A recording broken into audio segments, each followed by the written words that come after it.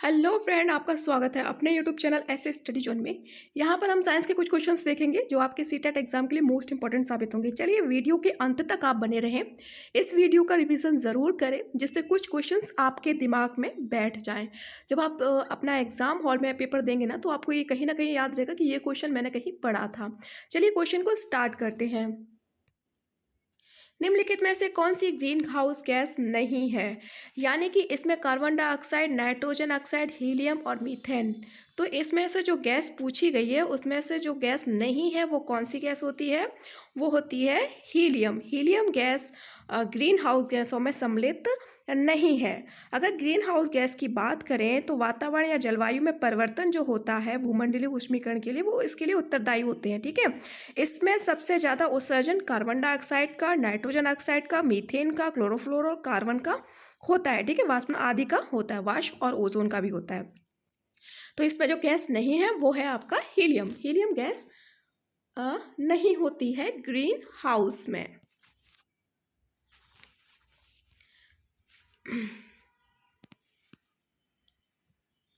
ध्वनि प्रदूषण का मापन किस इकाई द्वारा किया जाता है?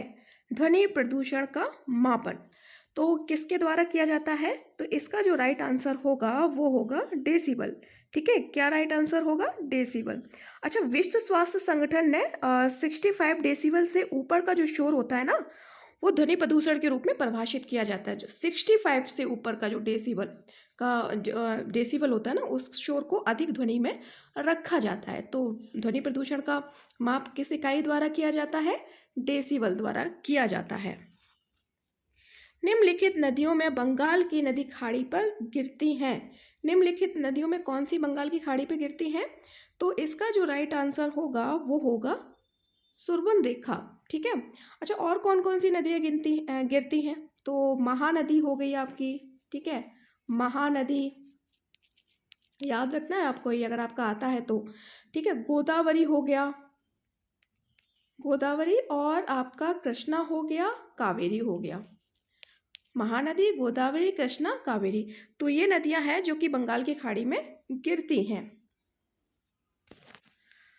मध्य प्रदेश में कौन सा शहर झीलों का शहर कहलाता है? मध्य प्रदेश में तो किसको कहते हैं? भोपाल को। इसका राइट आंसर क्या होगा? भोपाल। क्यों ऐसा है? एक तो मध्य प्रदेश की जो राजधानी वो क्या है? भोपाल। और विभिन्न प्राकृतिक और कृत्रिम झीलों के साथ इस शहर का रूप में प्रसिद्ध भी है। यहाँ पर कृत्रिम झीलें भी हैं, प्राकृतिक झीलें भी हैं। ठीक है, कृत्रिम झीलें जो कि मनुष्य द्वारा बनाई जाती है, प्राकृतिक जो कि अपने आप ही उत्पन्न हुई होंगी। तो इसका राइट आंसर होगा वो होगा भोपाल। अंतर्राष्ट्रीय ओजोन दिवस कब मनाया जाता है? अंतर्राष्ट्रीय ओजोन दिवस तो इसका जो राइट आंसर होगा वो होगा 16 सितंबर को। राइट आंसर 16 सितंबर। किस देश में क्रिसमस त्यौहार गर्मियों में मनाया जाता है? अब जैसा कि आप जानते हैं कि दिसंबर चल रहा है, क्रिसमस आने वाला है, और यहाँ पर बात हो रही है कि किस देश में गर्मियों का त्यौहार मनाया जाता है, गर्मियों में क्रिसमस मनाया जाता है। तो ऑस्ट्रेलिया। अच्छा, इसकी वजह क्या है? ऑस्ट्रेलिया में क्रिसमस का त्यौहार गर्मियों में इसलिए मनाया जाता है क्योंकि पृथ्वी जब उत्तर ध्रुवीय इस पर ठंडा पड़ती है, वहीं सूर्य में दक्षिणायन हो जाता है। ठीक है, सूर्य का क्या हो जाता है? दक्षिणायन हो जाता है। दिसंबर के महीने में ऑस्ट्रेलिया में अधिक गर्मी पड़ती है, यानी कि दिसंबर के महीने में ऑस्ट्रेलिया में अधिक गर्मी पड़ती है, जिस वजह से क्रिसमस है वो ऑस्ट्रेलिया में गर्मियों के दिन मनाया जाता है। ये याद रखना है आपको। पारिस्थितिक तंत्र के तत्वों का चक्रण को क्या कहते हैं? पारिस्थितिक तंत्र के चक्रों को क्या कहते हैं? तो इसका जो राइट आंसर होगा वो होगा रासायनिक चक्र। क्या कहते हैं? रासायनिक चक्र।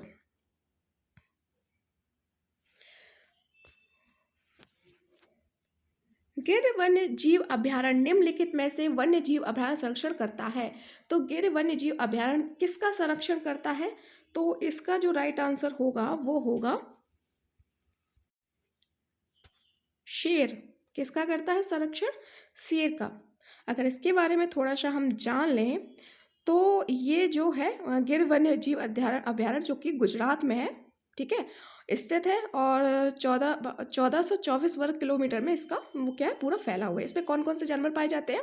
शेर हो गया आपका, सांभर हो गया, तेंदुआ हो गया, जंगली सुअर हो गया। ठीक है, और अगर संरक्षण की बात करें तो जंगल में शेर के लिए अंतिम आश्रय के रूप में गिर का जंगल माना जाता है। ठीक है, गिर का जंगल का जब अभयारण्य बनाया गया था वो 1965 में बनाया गया था। गिर वन्य अभयारण्य कब बनाया गया था? 1965 में। ये भी डेट भी आपको याद रखनी है। संकटग्रस्त जंतु दैत्याकार पांड्या पाया जाता है। कहाँ पाया जाता है? चीन में। संकटग्रस्त तंतु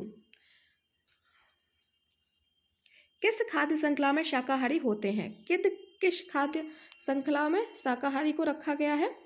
तो अगर हम खाद्य श्रृंखला की बात करें, सबसे पहले शाकाहारी रखा गया है प्राथमिक उपभोक्ता में। किस में रखा गया है? प्राथमिक उपभोक्ता में।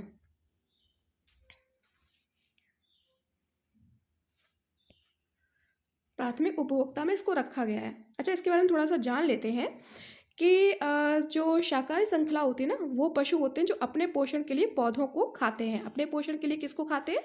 पौधों को। जैसा कि आपका गाय हो गया, बकरी हो गई, हिरन हो गया।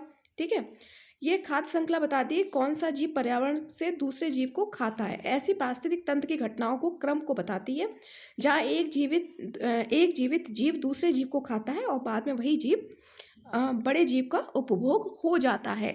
तो यहाँ पर सबसे पहले अगर बात प्राथमिक उपभोक्ता की बात करें तो वो शाकाहारी जीव होते हैं। चिपको आंदोलन के प्रणेता कौन थे?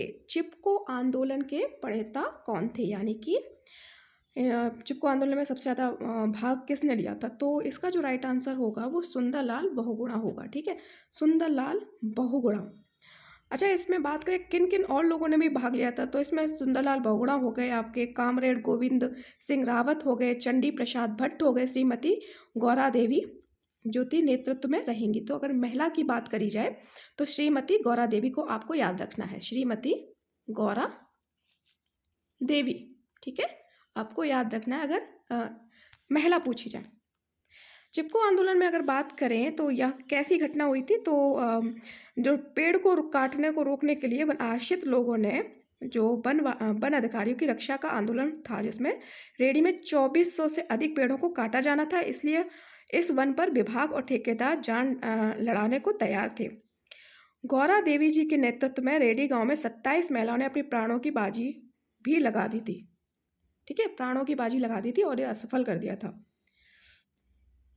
अच्छा, अगर चिपको आंदोलन की घोष वाक्य की बात करें तो क्या है? जंगल में उपकार, मिट्टी पानी बयार, मिट्टी पानी बयार, जिंदा रहे के आधार, जिंदा रहने के आधार, मिट्टी पानी और बयार। ठीक है, ये इसका उद्घोष था। तो भाई अगर चिपको आंदोलन की प्रणेता की बात करें सुंदरलाल बहुगुणा, और अगर महिला पूछी जाए तो आपकी गौरा सिंह हो जाएंगे, जिसके नेतृत्व में 27 महिलाओं ने अपनी प्राण की बाजी लगा दी थी। इंसुलिन की रासायनिक प्रकृति है। इंसुलिन का रासायनिक प्रकृति क्या है?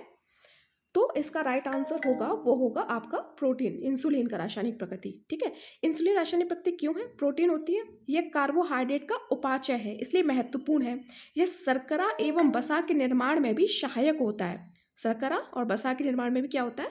सहायक होता है। प्रोटीन संश्लेषण को प्रेरित करता है और पेशियों में ग्लूकोज का अपाचय करता है। ग्लूकोज का अपाचय करता है।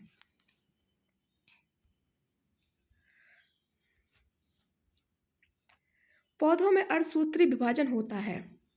पौधों में अर्धसूत्री विभाजन होता है। तो इसका जो राइट आंसर होगा वो होगा, क्या होगा? इसका जो राइट आंसर होगा, एक मिनट,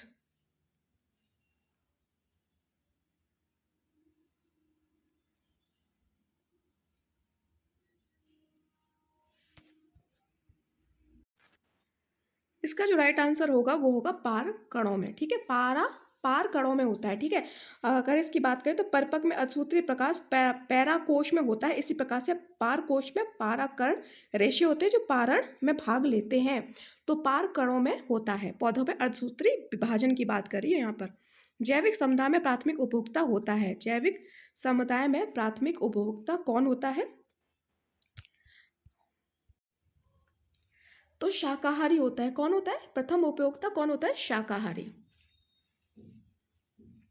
ज्वर नियंत्रण में आमतौर पर सबसे अधिक प्रयोग की जाने वाली औषधि कौन सी होती है? ज्वर नियंत्रण यानी कि जब आपको बुखार आता है तो सबसे ज़्यादा औषधि किसका उपयोग किया जाता है? पैरासीटामोल का। किसका किया था? पैरासीटामोल का। ये कुछ क्वेश्चंस थे आपके ईबीएस के, कुछ साइंस के भी थे इसमें क्वेश्चन। तो जिसने वीडियो एंड तक देखा है उनके लिए बहुत बहुत धन्यवाद। इसका रिवीजन आप लोग ज़रूर करें।